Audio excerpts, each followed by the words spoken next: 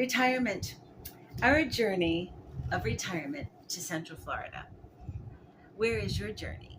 So we'll talk about how it started, and it was unexpected, the start, and how we adjusted, and where we are today. So join me for some fun.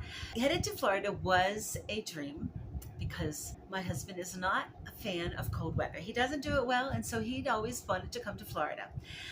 And he wanted to retire early and come down to work at Disney. And I really was resistant to that because I didn't believe I could get a job somewhere else. You know, I have these limitations. In 2004, we get the announcement that he needs to have surgery. Cancer has attacked him. And that cancer surgery should have gone smoothly and not made a whole lot of adjustments in our lives. But 1 month later, he comes home after being in intensive care and therapy because of a pulmonary embolism. Eventually, months later, he gets approved for disability. So that, first of all, was him home 24/7 by himself because I worked, healing, adjusting, then figuring out how we are going to afford to live this new lifestyle on limited income. And I worked at a church. So it was a challenge. So the first year we made it a game. And we've done that several times in our lives where we act like there's no money and Florida seems farther away, and retiring early to come work at Disney suddenly seemed like an impossibility. I struggled a lot because he's now home 24/7 and I'm working and I come home and I felt like I lost my space. You know, the wife pretty much generally, even though we all work and we come back and it's our home, the wife, it's kind of like her extra, you know what I mean? It's my space and he's there everywhere.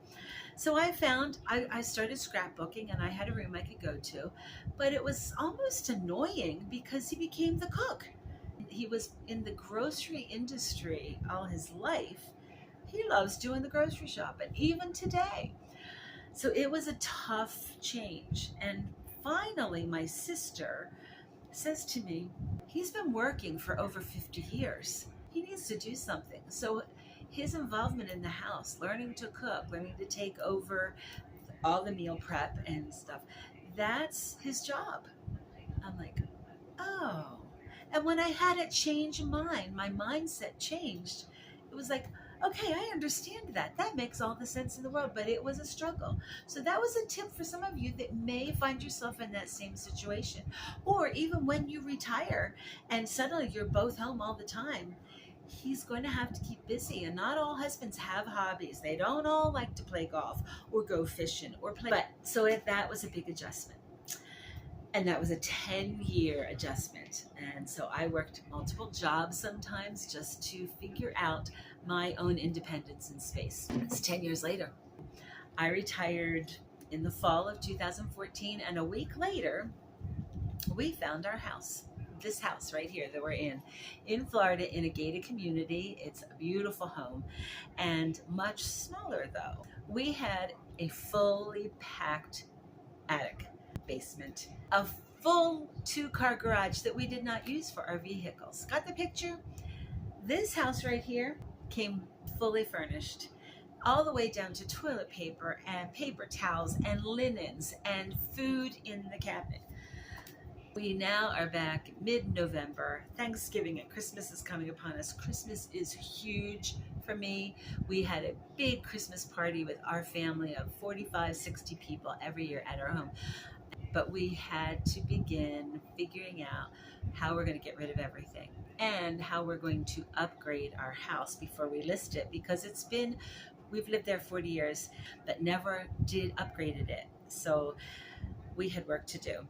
And we dove in after Christmas, stripping floors and walls and sanding the new floors. And we decided to upgrade our basement, and our son put the walls in and we laid the tile floor, but we still had to get rid of all of those things. 40 years of life in that house because it wasn't going to fit down here. And we liked having a 2-car garage that we could use and put our car in because it's hot and it's blistering hot on the cars. So we were using that garage down here, and the basement The only basement we have is the space underneath of our beds.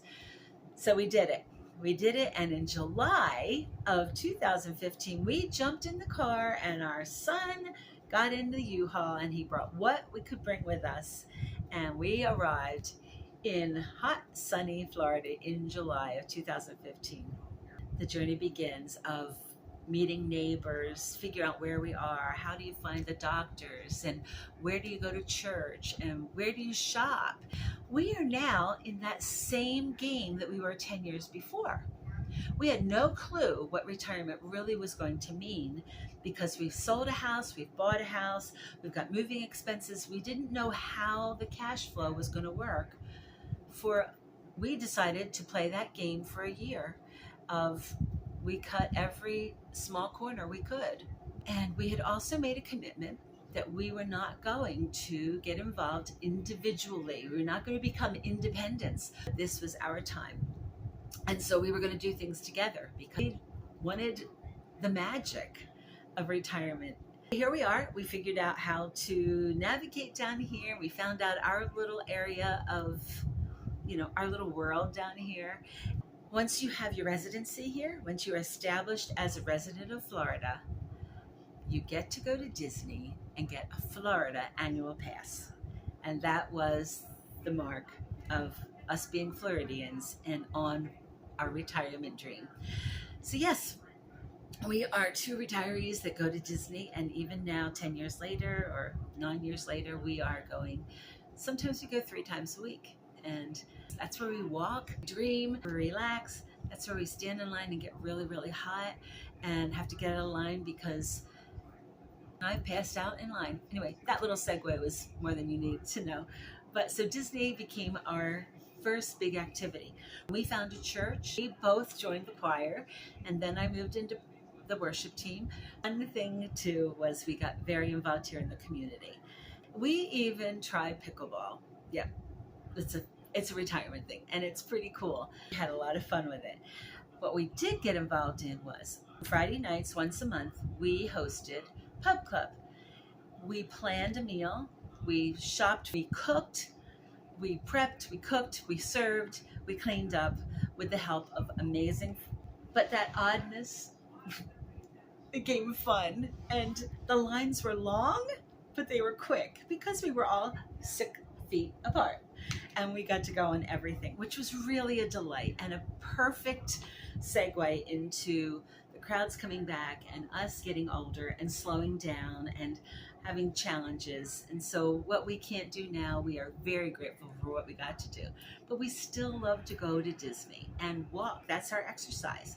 And that's our together time. I mean, sitting in the house together or eating together or prepping food together is great, but when you're at Disney, there's something magical, and it really does make a difference.